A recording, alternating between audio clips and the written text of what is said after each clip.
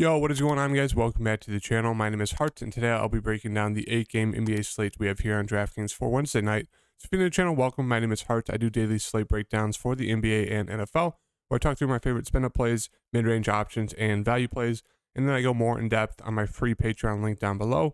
You can find that in the YouTube description, as well as my Twitter at HartDFS. And yeah, hit the like button, subscribe, turn on the notification bell. Hitting that like button really helps out my channel, and I do greatly appreciate it. And now let's get into this slate breakdown, because it was a pretty solid day yesterday, so we'll go over my lineup. Before I get into the breakdown, quickly just want to say follow me on Twitter at HartDFS. I'll answer any questions that you guys have there, as well as you can find my free Patreon on my link tree. I'll put it on my profile. It's also in the YouTube description down below. And then, yesterday I did two lineups. I did one lineup that had RJ Barrett. Don't even want to talk about that because that was just super, super annoying and frustrating, and it was just so maddening. But yeah, this was my other lineup, which it was almost a 5x. Obviously, it wasn't big because I didn't consider my main lineup, so I just put in a single dollar entry tournament. But yeah, it got top 20. I had Tyrese, Harden, Okogie, Sohan, Jokic, Washington Jr., Eason, and Quickly. And this one was just more of like just kind of plug and play, just see how it goes, because obviously Okogie, the game really it blew out, so he did very well because of that. The chalk Sohan, or I don't really understand it, but he was great. Jokic, of course, the one time I rostered him this past month, he just does average. And then Dwayne Washington Jr., surprisingly, pretty high owned, and he actually did very, very well. Obviously wasn't expecting that. Eason was okay, and Quickly was great. So yeah, this one was a pretty solid lineup, 324. The winning lineup was 387 because obviously if you played Luka, 110 fantasy points, you obviously killed it. And then just the random Nick guys, Quickly, Grimes. It really helped out that RJ Barrett thing happened. That was super annoying. But yeah, decent day yesterday in terms of the lineup. Let's look to continue it because it's been 2 days in a row. Top 44. Yesterday was top 20. Let's hopefully get a top 10 today. Cut it in half every day. So yeah, we have an 8-game slate breakdown, starting off with Phoenix. On the Phoenix side, we know Devin Booker's out. Campaign is once again ruled out. Chris Paul should be good to go. I know it's back-to-back, so we do have to kind of wait and see how, if there's a minutes limit, if he's going to play at all, because he has been sitting some back-to-backs, but without Devin Booker, maybe they're going to put him out there. 8,300, don't mind him. He's just kind of there for me. They've been getting blown out recently, so if they can keep it close, he's a very solid ceiling at 8,300. So I don't mind him there. No real priority as of right now, but maybe we'll see. I do like DeAndre Ayton a good amount going against this Washington team. We saw what Embiid was able to do to Porzingis and Gafford. I don't think they'll start Gafford against DeAndre. He's obviously not the same player as Embiid, but he's been super aggressive. If this game can stay close, he has huge upside. So I do like him a good amount right now. And then Mikal Bridges is definitely there, 6,500. He's viable. He just hasn't been great. They've getting blown out, but we know he has decent upside if he's hitting his shots, getting some peripheral stats. So you could definitely look at him at 6,500. And then the guys like Craig, value play, don't mind him. Damian Lee is there at 4,400. Should see mid-20s if the game stays close. And then I guarantee people like Okogie and Washington are going to be super, super popular today just because people are going to chase, the games ahead. But I will say, depending on the Washington ownership, he could still be an okay play. Now, if he's going to be 30% owned or more, I wouldn't go there. But he's going to be super aggressive when he's out there. Once again, they are shorthanded. So, he should see, I'd say, at least 10 to 15 minutes. Anything over that is just kind of extra, and you just kind of take. But yeah, right now, it's just kind of the, Ayton interest for me. You can definitely get to Paul, Bridges. They both seem solid. And then the secondary players like Craig is there. Lee, Biyombo should get the backup center run. And then if the game does blow out, obviously Okogie, Washington Jr., they're going to be the most aggressive off the bench. You can definitely look to Washington Jr. as a punt value play, depending on ownership. On the Washington side, really, really like Porzingis. He's been fantastic, even in a tough matchup against Embiid. He's been, staying out of foul trouble. He's been playing very, very well. Double upside. So yeah, I don't mind getting to Porzingis there. You can buy low, and Kuzma had a terrible game yesterday shooting the ball, but with all three of them most likely in and playing, it's really just Porzingis for me and maybe taking a shot on Beal. Rest of the team, they're just kind of there. They started Gafford because they wanted to go big to guard Embiid, but I think he'll slide back to the bench. You can get to Morris. He could have a decent game. Should see around 30 minutes maybe, but they do have DeLon right back who saw 17. They do have Goodwin who saw 16, so they're kind of playing those guards a good amount off the bench. Rui's, cheap, but he should see like 20 to 25 minutes, so I don't really think there's any like clear plays in Washington. Moving on to Orlando, I don't mind buying low on Paolo. Had his worst career game so far. Foul trouble the whole game, only played 22 minutes, and the game did blow out. So, tough game for Paolo. Don't mind buying low on him as a bounce back here. But his ceiling is definitely a little limited with Wendell. Now, maybe we'll get news that Wendell is out because it is a back-to-back, and they've been limiting his minutes. If that's the case, really like Paolo here going against Detroit. Franz would look great as well. Same thing with like the guards, like even a Fultz at the price, don't mind it. Cole Anthony, same thing. It just really depends on if Wendell's out. If he's in, really the only interest for me would maybe be a little bit of Paolo and then a little bit of Fultz and a little bit of Cole Anthony, and that's really it. On to Detroit, we have Bogdan. It's kind of the same breakdown for Detroit every time. They're all super cheap. They all have okay ceilings. It's just they haven't been playing well at all this season. Like Bogdan is 6,200, solid price tag. He's super score independent, but he could have those games where he gets 240, 50 if he's shooting very well. Same thing with Ivy. It's just the minutes have been all over the place. 34, 28, 30, 33, 28. If he could see 30 plus minutes, he'd be very, very solid play there. But it's just the minutes are all over the place, so I don't mind him there. They're just more like secondary plays for me. Same thing with Killian Hayes. You can either go for like 45 or you can go for like 20. So not a lot of interest. I do have a little bit of interest in Jalen Duren, even in that blowout. Saw 39 minutes, put up 15, 12, and 2. He's not going to shoot the ball a ton, but he's going to be super productive when he's out there, especially if he's going to get, mid-30s minutes. So I do like him a good amount here. Could be a game where they do run him out there a good amount because Orlando is pretty tall and big. So I do have a good amount of interest in Jalen Duren. Stewart, don't mind him. Should see around 30-ish minutes. He also saw 40. So they did run those guys out there a good amount against the Clippers. I think it went into overtime as well. So what to keep an eye out on that.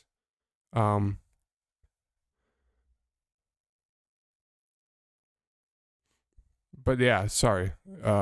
Burks is there. I mean, Sadiq Bey, they're seeing minutes. It's just no real standout plays right now. Just more secondary plays besides maybe Duren.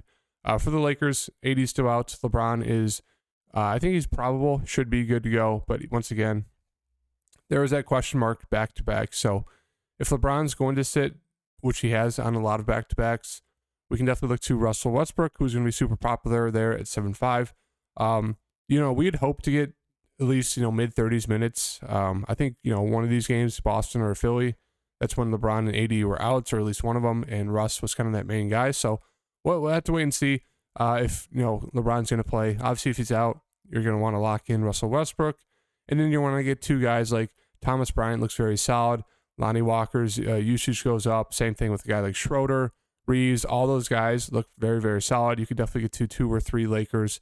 I'd stick with Russ, probably Thomas Bryant, and then maybe I'd go Schroeder or Reeves as that like third play.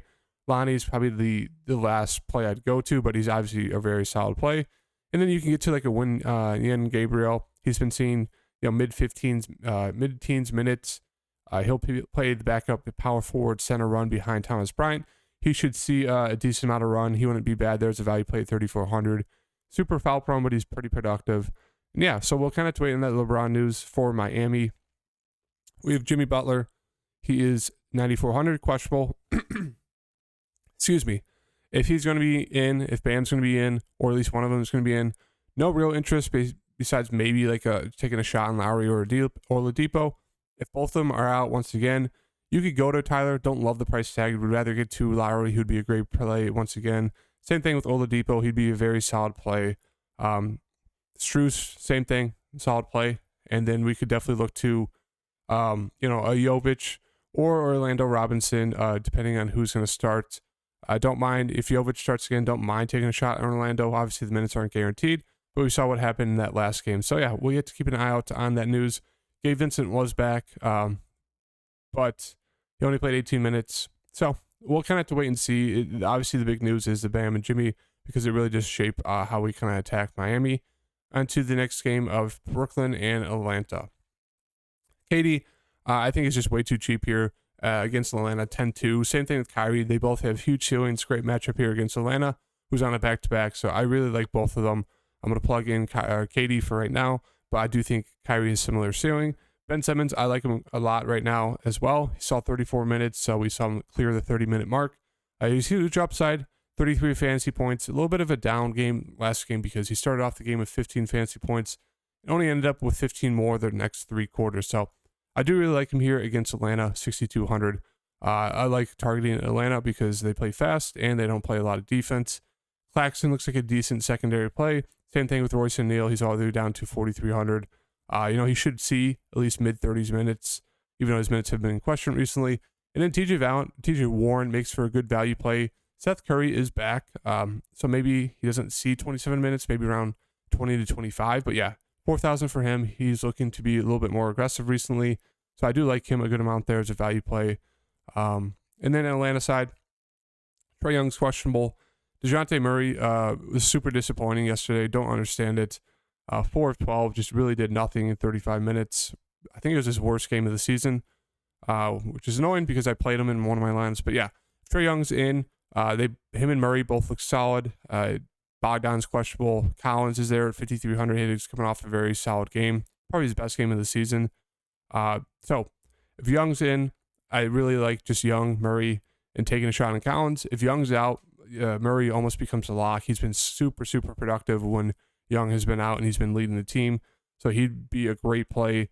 If Bogdan was in, he'd be a very solid play too with Trae Young being out.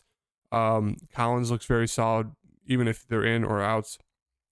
So I think those 3 would be my main targets. I think Griffin's questionable. Same thing with Jalen Johnson.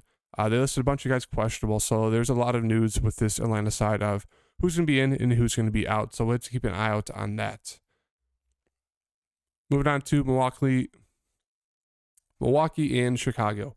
So for Milwaukee, Giannis, 11.5, one of his cheapest price tags we've seen so far on Giannis this season. So if you want to pay up for him, I don't mind it. Same thing with Drew Holiday, 8,200 for him. He looks pretty solid there going against the Bulls. And then Bobby Portis. I mean, I have a good amount of interest in these top 4 guys for the Bucks. Bobby coming off the bench, 6,400 should see mid-20s minutes, close to 30, double-double upside. Brook Lopez going against Vooch, who plays no defense. He looks pretty good. He has huge upside, especially if he gets blocks. For your values, you can get to Connaughton, who started that last game. Should see about 20-ish minutes off the bench. Grayson hasn't been productive recently, but should see 25 to 30 minutes. And then Ingles, you can take a dart throw on him. Saw 19 minutes. He's getting a little bit more aggressive. So you can take an absolute dart throw on him as a value play if you want to. Chicago side, they're kind of priced up a little bit too high for me. If I preferred one, it'd be Vooch. But yeah, DeRozan at 8,900 doesn't feel great. Same thing with Levine at 7,900 in this matchup. Vooch, 7,700. He was the best one against the Bucks in the playoffs last year. So maybe he will have, similar success. So I think he'd be my favorite one. Williams, not the best value play anymore at 4,600. Io and Kobe White are there. Caruso, Drummond, seeing decent minutes now after for like a month he wasn't. So not a lot of real interest for me in Chicago. Moving on to Minnesota and the Pelicans. Minnesota, Anthony Edwards looks like a very solid spin to play. He's just playing a ton of minutes, pretty much 38 plus. He's doing a little bit of everything, rebounds, assists, and he can score the ball as well. So yeah, I do like him as a spin up play at 9,500. D'Lo looks like a solid, just mid-range option. He's seen similar minutes. There's some games where he's not as aggressive as a guy like Anthony Edwards is, so he looks solid. Same thing with Gobert. I know he's burned people a lot recently, but we know he has pretty high upside if he's going to get the double-doubles. Can go off like a 20-20 game. So 7,300, don't mind him here. And the rest of the guys, just more secondary plays, no real standouts for me. You can always get to like a Noel, who's a scorer off the bench. But yeah, all those guys are kind of there. It's really just the main 3 for me. On the Pelican side, Zion is good to go. Maybe a minute's limits, but at this price tag, don't think I'm going to get up to him. Would rather pay for Benson or KD or, an Anthony Edwards, guys who do have a similar, if not higher ceiling than Zion at their price tag. CJ, 9,100, Zion back. Don't think you need to do it. J-Val at 6,800 still makes for a decent tournament option. The minutes have been okay recently. He does have upside, so I don't mind it. Najee, takes a huge hit with Zion back, 5,200. Not a great value play, even though with Herb Jones is out. I think Trey Murphy would be my second favorite play, or I guess my favorite play on this Pelicans side. Should see mid-20s minutes, maybe into the 30s. He's a pretty solid shooter, so he could definitely get hot from the field. Don't mind taking a shot on him at 5,000. And then Larry Nance, if you think J Val gets in foul trouble, if they're going to close with Nance, you could definitely take a shot on him. But that's really it with Zion back. All the usage is going to go back to him and CJ. And then moving on to the last two games, Utah, we got Laurie, 8,300, and a great matchup here against the Golden State Warriors. Him and Clarkson look very, very solid. If Kelly O is back, it does hurt the upside of a guy like Vanderbilt. If he's out, we can definitely look to Vanderbilt once again. Kessler would probably start. So I do have a good amount of interest in these Utah guys because they do play fast. They're playing against the Warriors, so it should be a pretty high-scoring game. So I think Clarkson would be my favorite, then Markkanen. And then you could get to these secondary pieces depending on that Kelly O ownership. Beasley's always a decent tournament option. He's pretty score independent. You do need some peripheral stats. Really hasn't flashed his ceiling recently besides that 36.5 point game against Washington. But he's there. Same thing with Conley, coming off probably his best game of the season so far, 41 fantasy points. You can get some. Real standouts. I mean, Rudy Gay is going to be value play there, but it's really just kind of the top two guys for me, depending on that Kelly O news. On to Golden State. Jordan Poole, 8,600. Price is slowly coming up. Really hasn't flashed the ceiling because there's been blowouts. But yeah, we know he's going to shoot the ball a ton. It really just comes down to if this game can stay close, which it should. But obviously we never know. Klay Thompson off a back-to-back, I'm assuming is not going to play. So that means even more usage for Poole. Guys like DiVincenzo become a very solid option. Same thing with Kuminga. We could see Wiseman or Moody guy off the bench, Ty Jerome. So I do think there'll be some decent value from this Warriors side. Obviously, the number one play is going to be Poole, but guys like Kuminga going to be very solid off the bench. Maybe he starts. Maybe a guy like Moses Moody starts 3,700. Should see mid-20s, maybe 30s minutes. So good amount of value here. For right now, I'm just going to throw in Kuminga at one of the spots. And then moving on to Denver and Sacramento. Jokic looks great if you want to pay up for him. Only shot the ball 10 times. I think he shot it twice by halftime, 10 during the course of the game. So I'm not sure why he wasn't more aggressive with Alex Len guarding him, but we know what we're going to do with Jokic. His floor is pretty much like 50 fantasy points. His ceiling can be 90, 100 plus, depending on how aggressive he is. So he looks like a great spend up if you want to get to him. Jamal Murray's been fantastic the past 3 games. The minutes have been insane on him. So I don't mind going to him. Maybe a back-to-back. Maybe they'll rest him just with injury management. We'll have to see. If that happens, we can look to a Bones Highland. We can look to an Ish Smith potentially. But yeah, we'll have to wait for that news. But right now, it's really just Jokic and Murray for me. Secondary plays. Gordon sat out that last game. Maybe he plays. He'd be a decent option there. Porter Jr. has been aggressive. He's been seeing 30-plus minutes the past 2. You could look to him. Bruce Brown's questionable. So there are some question marks we kind of have to wait for. Obviously, it's not great because it's the last game. But it's always a decent option, just going with Jokic and Murray. Don't think there's a need to get to these secondary plays right now. And then on to Sacramento. We have Sabonis, who is questionable, didn't play last night. We'll have to see if he plays tonight. If he does help out the blowout situation, even though they kept this game close yesterday. But yeah, 10-4 would just be more of a contrarian spend a play for me. Fox, just kind of there. And then obviously these guys like Herter, Barnes, Murray, they're all secondary plays for me. I'd prefer Herter. He is probably the highest ceiling of that trio. Malik Monk's always a tournament option. You just need him to get hot from the field. And that's really it. So to finish out this lineup here, obviously we're going to have to wait on the news. It'll probably change all these core plays. Obviously we don't know if Russ is going to be a great play yet because we haven't got the LeBron news. But yeah, shooting guard 60 or 4,500. Let's go there for right now. Let's see here. We can get to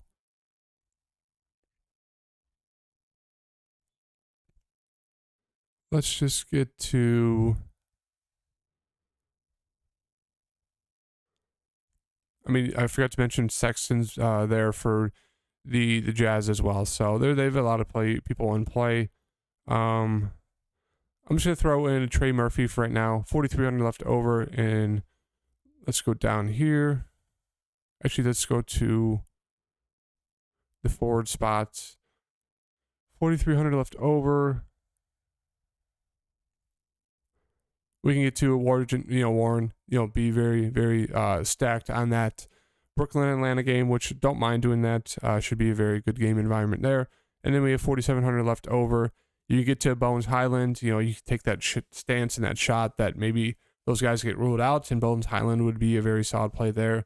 You can get to Noel. You can get to Austin Reeves there, who should be good to go, and he'd be a very solid play if LeBron's going to be out. So Damian Lee as well. You're going against Washington. Don't mind it. So right now, we'll just go with an Austin Reeves and then just kind of wait for the news. So if you guys like the video, hit that like button, subscribe, turn on the notification bell, follow me on Twitter at HeartDFS, check out my free Patreon, and I'll see you guys in the next video. Peace.